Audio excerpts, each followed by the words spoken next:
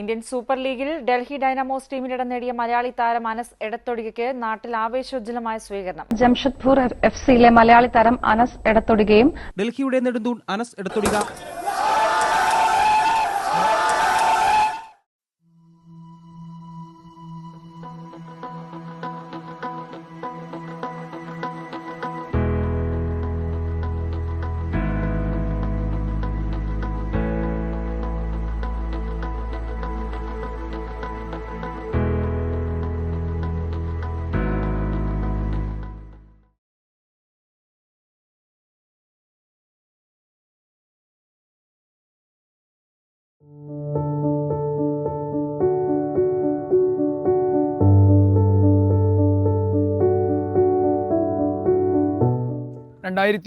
ഞാൻ അവിടെ അധ്യാപകനായി ചെല്ലുമ്പോൾ അത് ഒരു പുതിയ കെട്ടിടത്തിൽ പുതിയ സ്ഥലത്തായിരുന്നു സ്കൂൾ ഉണ്ടായിരുന്നത്. അവിടെ ചെന്നപ്പോഴും അതേ സ്ഥിതി തന്നെ അവിടെ ഉള്ളത്. ഫുട്ബോൾ ടീം ഒന്നും ഫോം ചെയ്തിട്ടില്ല. അപ്പോൾ ആ വർഷത്തെ സാധാരണ ഇതിൽ ഇൻട്രാമുറൽ ചാമ്പ്യൻഷിപ്പ് അവിടെ നടക്കും, ഹൗസ് കോമ്പറ്റീഷൻ.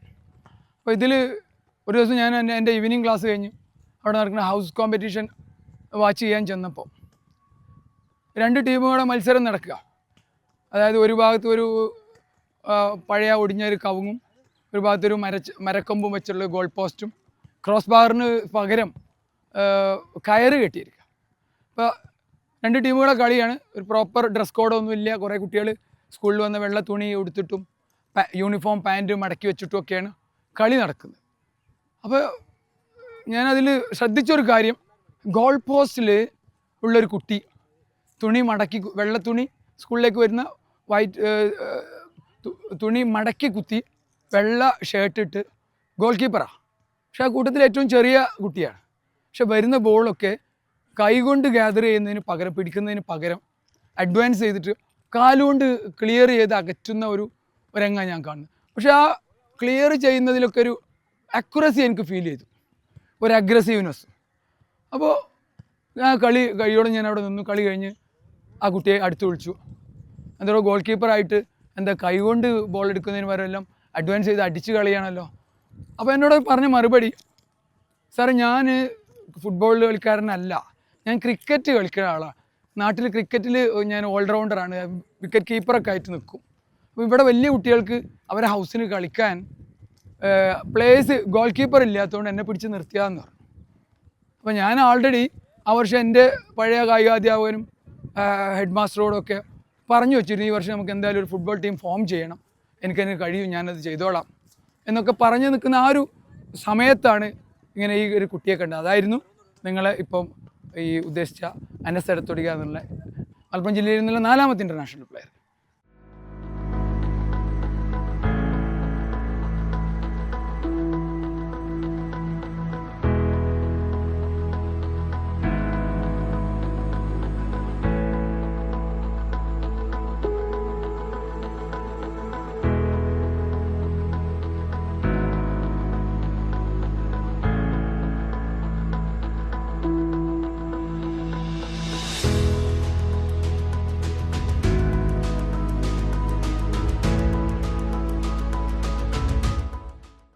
എനിക്ക് വളരെ ചെറുപ്പം മുതൽ അറിയുന്ന എൻ്റെ ഒരു അടുത്ത കളി കൂട്ടുകാരനാണ് അനസ്. ഞങ്ങൾ +1 പഠിക്കുമ്പോഴാണ് EME ഹയർ സെക്കൻഡറി സ്കൂളിൽ ഞങ്ങൾ ഒരുമിച്ച് അഡ്മിഷൻ എടുക്കുന്നത്. ആ സമയത്ത് അനസ് ഇത്രത്തോളം വലിയ ഫേമസ് ഒന്നും ആകാത്തൊരു സമയമാണ്. അദ്ദേഹം അന്ന് ചെറിയ രൂപത്തിൽ ഒരു ഫുട്ബോൾ കളിക്കാരനാണ്, സ്പോർട്സ് കോട്ടയിലൂടെ അഡ്മിഷൻ കിട്ടി എന്ന നിലയിലുള്ള ഒരു പരിചയം മാത്രമേ ഉള്ളായിരുന്നു. പക്ഷേ അനസിൻ്റെ മനസ്സിനകത്ത് ഭയങ്കരമായിട്ടുള്ളൊരു പാഷൻ ഉണ്ടായിരുന്നു, നല്ല ഫുട്ബോൾ കളി. എപ്പോഴും ക്ലാസ് വിട്ട് കഴിഞ്ഞാൽ തൊട്ടപ്പുറത്തെ ഗ്രൗണ്ടിൽ പോയി കുട്ടികളൊപ്പം കളിക്കും.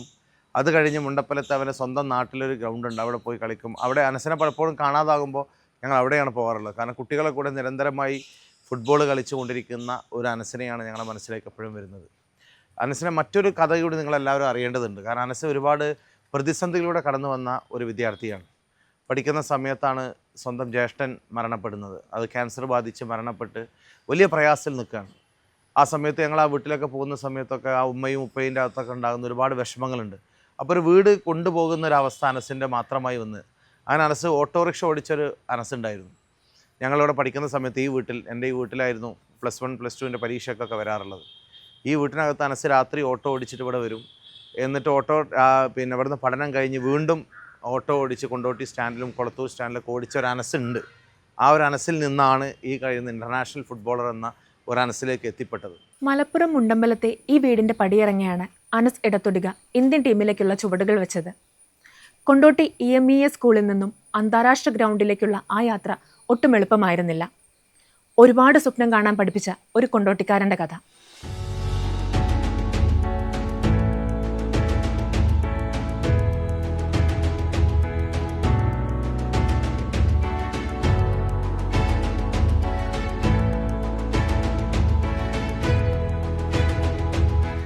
ടെൻത്ത് സ്റ്റാൻഡേർഡിൽ നിന്നാണ് ഞാൻ എൻ്റെ ഫുട്ബോൾ കരിയർ സ്റ്റാർട്ട് ചെയ്തത്.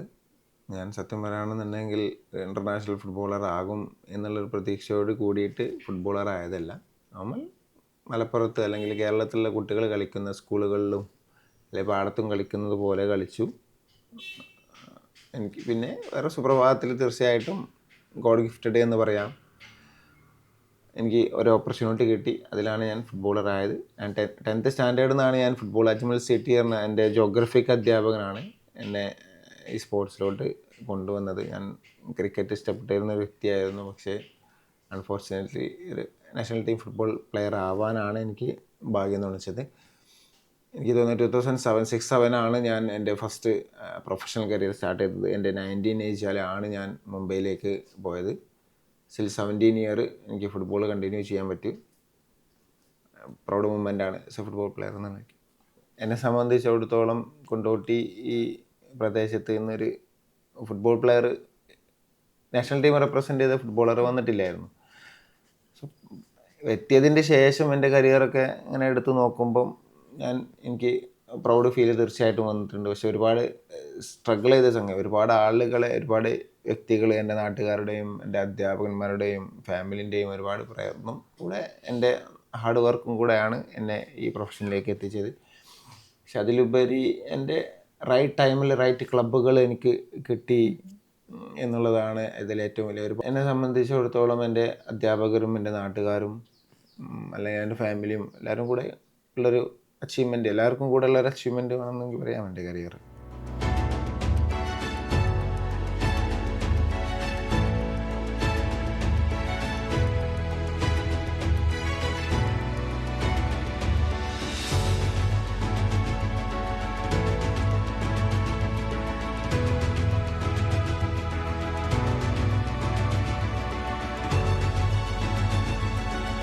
സന്ദേശമായിട്ടുള്ള പാർട്ട്ണർഷിപ്പ് എനിക്ക് എൻ്റെ കരിയറിലെ one of the best achievement ആയിട്ട് എനിക്ക് ഫീൽ ചെയ്തത്. കാരണം നാഷണൽ ടീം റെപ്രസെൻ്റ് ചെയ്തു, 14 മാച്ച് അൺബീറ്റനായി. ഒരിക്കലും മറക്കാൻ പറ്റാത്ത അനുഭവങ്ങളാണ് ഞാൻ സന്ദേശം കളിച്ച ടൈമിലുള്ളത്. പിന്നെ ആസ് എ ക്യാപ്റ്റൻ എന്നുള്ള നിലക്ക് ഒരുപാട് പ്രൗഡ് മൊമെൻ്റ് ഉണ്ട്. കൂടെ കളിച്ചതാണ്, ഒരു ക്ലബിലല്ല നാഷണൽ ടീം റെപ്രസെൻ്റ് ചെയ്തപ്പം കളിച്ചു. ഞാൻ വേൾഡിലാണ് ഞാൻ സത്യം പറയുകയാണെന്നുണ്ടെങ്കിൽ വിടിച്ച് പറഞ്ഞൊരു ഫുട്ബോളർ. ഞാൻ എൻ്റെ വൺ ഓഫ് ദ ബെസ്റ്റ് വീണ്ടും പറയുകയാണെന്നുണ്ടെങ്കിൽ അച്ചീവ്മെൻറ്റുകളൊന്ന് ഞാൻ അയാളെ മീറ്റ് ചെയ്തു. ഈവൻ മാഞ്ചസ്റ്റർ യുണൈറ്റഡ് ലെജൻഡായിരുന്നു, സെർബിയൻ പ്ലെയർ. എൻ്റെ മുപ്പര റീസണാണ്, എൻ്റെ ഡേറ്റ് ഓഫ് ബർത്ത് 15th ആണ്, അയാളെ ജേഴ്സി നമ്പർ 15 ആണ്. ഞാൻ അതിൻ്റെ റീസണാണ് എൻ്റെ ജേഴ്സി നമ്പർ പോലും ഞാൻ എടുത്തു വെച്ചത്. എല്ലാ മാച്ച് പോകുന്നതിൻ്റെ മുന്നേയും ഞാൻ അവരെ വിഷ്വൽസ് ഞാൻ കാണും, എനിക്ക് സെൽഫ് മോട്ടീവ് ആകാൻ വേണ്ടിയിട്ട്. ഫൈനലി എൻ്റെ കരിയറെല്ലാം കഴിഞ്ഞതിൻ്റെ ശേഷം അവരെ കൂടെ സ്വന്തമായിട്ട് തന്നെ എനിക്ക് കളിക്കാൻ പറ്റി. മാഞ്ചസ്റ്റർ യുണൈറ്റഡ് ലെജൻഡ്സ് മാച്ചിൽ എനിക്ക് കളിക്കാൻ പറ്റി എന്നുള്ള ഒരുപാട് സന്തോഷമുള്ളൊരു പ്ലെയറാണ് ഞാൻ. സോ എൻ്റെ ഒരു അംബിഷനായിരുന്നു അദ്ദേഹത്തിൻ്റെ കൂടെ കളിക്കാൻ മീൻസ് കാണുക എന്നുള്ളതായിരുന്നു എൻ്റെ ഒരു അംബിഷൻ. പക്ഷേ എനിക്ക് കളിക്കാൻ പറ്റി, ഈവൻ ജേഴ്സി ഷെയർ ചെയ്യാൻ പറ്റി, ഡ്രസ്സിംഗ് റൂം ഷെയർ ചെയ്യാൻ പറ്റി. അപ്പോൾ എന്നെ സംബന്ധിച്ചിടത്തോളം പ്രൗഡ് മൂമെൻറ്റ്. ചില ടൈം എല്ലാ നാഷണൽ ടീമും ജേഴ്സി ഞാൻ യൂസ് ചെയ്തപ്പോഴും അല്ലെങ്കിൽ ഞാൻ എൻ്റെ ശരീരത്തിലിട്ടപ്പോഴും ഉള്ള മൊമെൻറ്റുകളെല്ലാം എന്നെ സംബന്ധിച്ചിടത്തോളം ബെസ്റ്റ് മൊമെൻ്റ് ആയിരുന്നു. നാഷണൽ ടീം റെപ്രസെൻ്റ് ചെയ്യാം അല്ലെങ്കിൽ ആ ജേഴ്സി നമ്മൾ അണിയുക എന്ന് പറയുമ്പം അത് ഡിഫറെൻറ്റ് ഫീലാണ്. അതിൽ രണ്ടാമത് ഞാൻ ഡൽഹിക്ക് കളിച്ചപ്പം ലെജൻഡ് മലൂഡൻ്റെ കോർണർ കിക്കിൽ എനിക്ക് ഗോളടിക്കാൻ പറ്റിയെന്ന് പറയുമ്പോൾ ഞാൻ എപ്പോഴും എടുത്ത് നോക്കാവുന്ന വിഷ്വൽസാണ്. അതും ഒരു ബെസ്റ്റ് മൊമെൻ്റാണ്. യൂറോപ്പിലൊക്കെ പോയിട്ട് ഞാൻ ഈവൻ ബർമിംഗ്ഹാം അല്ലെങ്കിൽ ലണ്ടൻ എല്ലായിടത്തും പോയിട്ട് ഞാൻ ഫുട്ബോളിൽ അവിടെ ട്രെയിനിങ്ങും സാധനങ്ങളൊക്കെ ചെയ്തിട്ടുണ്ട്. ഈവൻ ഓസ്ട്രേലിയയിൽ പോയിട്ടും ട്രെയിൻ ചെയ്തിട്ടുണ്ട്. പക്ഷേ എനിക്ക് ഫീൽ ചെയ്തത് ചെയ്യുകയാണെങ്കിൽ 12 o'clock വരേക്കും നമുക്ക് സ്കൂളുകളുണ്ട്. അത് കഴിഞ്ഞിട്ടൊരു ഫുട്ബോൾ മീൻസ് അതൊരു എഡ്യൂക്കേഷനായിട്ട് മീൻസ് ഫുട്ബോളിനെ എങ്ങനെ പഠിക്കാം അല്ലെങ്കിൽ അതിൻ്റെ ബേസിക് സാധനങ്ങളൊക്കെ നമ്മളിവിടെ പഠിക്കുന്നത് എനിക്ക് തോന്നുന്നു 15-18 വയസ്സാകുമ്പോൾ. ഞാൻ എൻ്റെതാ പറയുന്നത്, ഞാൻ 19 വയസ്സാകുമ്പോഴാണ് ഇവിടുന്ന് വന്നാൽ ഇവിടുന്ന് എങ്ങോട്ട് ഫേസ് ചെയ്യണം, എന്ത് ചെയ്യണം എന്ന് ഞാൻ പ്രൊഫഷണൽ കരിയർ സ്റ്റാർട്ട് ചെയ്തപ്പോഴാണ് എനിക്ക് ബേസിക് കിട്ടിയത്. പക്ഷേ ഇവിടുത്തെ മീൻസ് യൂറോപ്പിലുള്ള കുട്ടികൾ നമുക്ക് 6-ാം വയസ്സിലും 5-ാം വയസ്സിലും 7-ാം വയസ്സിലും ഒക്കെ ബേസിക് സാധനങ്ങൾ കൊടുക്കുന്നുണ്ട്. അപ്പോൾ എപ്പോഴും നമ്മളൊരു 10 വർഷം ബാക്കിലാണ് എപ്പോഴും ഉണ്ടാവാറുള്ളത്. സോ മാറ്റങ്ങൾ വരുത്താം, ഒരുപാട് മാറ്റങ്ങൾ വരുത്താൻ പറ്റും ഈ കേരള ഫുട്ബോൾ. കാരണം ഒരുപാട് ടാലൻറ്റുകളുണ്ട്, പക്ഷേ ഇത് എങ്ങനെ ഉപകരിക്കണം എന്നുള്ളതിലാണ് നമ്മൾ കണ്ടെത്തേണ്ടത്. എനിക്ക് തോന്നുന്നു റെസിഡൻഷ്യൽ എഡ്യൂക്കേഷൻ അക്കാഡമി ഫുട്ബോളേഴ്സിന് വേണ്ടിയിട്ട് നമ്മൾ ഉണ്ടാക്കുകയാണെന്നുണ്ടെങ്കിൽ ഒരുപാട് കുട്ടികളെ, അപ്പോൾ നമുക്ക് എഡ്യൂക്കേഷനും കൂടി ഉണ്ടെങ്കിൽ അല്ലെങ്കിൽ വായനാശീലങ്ങളും സാധനങ്ങളൊക്കെ ഉണ്ടെന്നുണ്ടെങ്കിൽ നമുക്ക് ബെറ്റർ ഫുട്ബോളേഴ്സ് ആവാം. ഒരുപാട് ഫുട്ബോളേഴ്സ് ഉണ്ട്, ഒരുപാട് ആളുകളുണ്ട്. ഒരു ടൈം കഴിഞ്ഞൊക്കെയാണെന്നുണ്ടെങ്കിൽ വരുന്ന ജനറേഷൻ തീർച്ചയായിട്ടും ആര് അനസ് അല്ലെങ്കിൽ ആര് ആഷിഖ് അല്ലെങ്കിൽ ഇവിടെയുള്ള പ്ലേയേഴ്സ് എല്ലാം ആര് എന്നുള്ളൊരു ക്വസ്റ്റ്യൻ ഉണ്ടാവും. പക്ഷേ നമ്മളെ സന്തോഷപ്രകാരം നമ്മളെ നാട്ടിലുള്ള കുട്ടികളും ഇതൊക്കെ കാണുമ്പം സ്വാഭാവികമായിട്ടും അവർക്ക് എക്സ്ട്രാ ഫീൽ വരും, അല്ലെങ്കിൽ അവരുടെ മെൻറ്റാലിറ്റി കുറച്ച് ചേഞ്ച് ചെയ്യും. കളിച്ചിട്ടുണ്ടാക്കിയ സാധനം അതൊരു ഡിഫറെൻറ്റ് ഫീലല്ലേ. സോ അത് ഞാൻ സത്യം പറയുകയാണെന്നുണ്ടെങ്കിൽ ഷോ ഓഫ് എന്ന് പറയാം. അങ്ങനെ തന്നെയാണ്. കാരണം ഞാൻ ഉണ്ടാക്കിയ സാധനങ്ങൾ ഞാൻ എടുത്തു വെച്ചിട്ട് എല്ലാവർക്കും കാണിച്ചു കൊടുക്കുമ്പം ഈ അതൊക്കെ വെച്ചിരുന്നപ്പോൾ പലരും ഷോ ഓഫ് എന്ന് പറയും. എന്നെ സംബന്ധിച്ചിടത്തോളം എൻ്റെ അച്ചീവ്മെൻറ്റുകളാണ് അതിൻ്റെ ഉള്ളിൽ. ഡിപ്പാർട്ട്മെൻറ്റ് കളിച്ചവർക്കൊന്നും അവസരങ്ങൾ കുറവാണ്. അപ്പോൾ യങ് ഏജിലിരിക്കുന്ന കുട്ടികൾ 21-22 വയസ്സുള്ള കുട്ടികൾക്ക് നമ്മൾ ഡിപ്പാർട്ട്മെൻറ്റിൽ ജോലി കൊടുത്തിട്ട് അവരെ പ്രൊഫഷണൽ കളിക്കാൻ വിട്ടില്ല എന്നുണ്ടെങ്കിൽ നമ്മൾ നാഷണൽ ടീമിനെ നമ്മൾ റെപ്രസെൻറ്റ് ചെയ്യാൻ പറ്റുന്ന ടാലൻ്റുള്ള കുട്ടികൾ ഡിപ്പാർട്ട്മെൻറ്റിൽ ഇരുന്നിട്ട് നാഷണൽ ടീം കളിക്കാൻ പറ്റാത്തൊരവസരങ്ങൾ ഉണ്ട്. അതല്ലാതെ ഗവൺമെൻറ്റുകൾ മീൻസ് നമ്മളെ ഗവൺമെൻറ്, കേരള ഗവൺമെൻറ് യൂണിവേഴ്സിറ്റിയും സന്തോഷ് ട്രോഫിയും കളിച്ചവർക്ക് ജോലി എന്തായാലും കൊടുക്കുന്നുണ്ട്.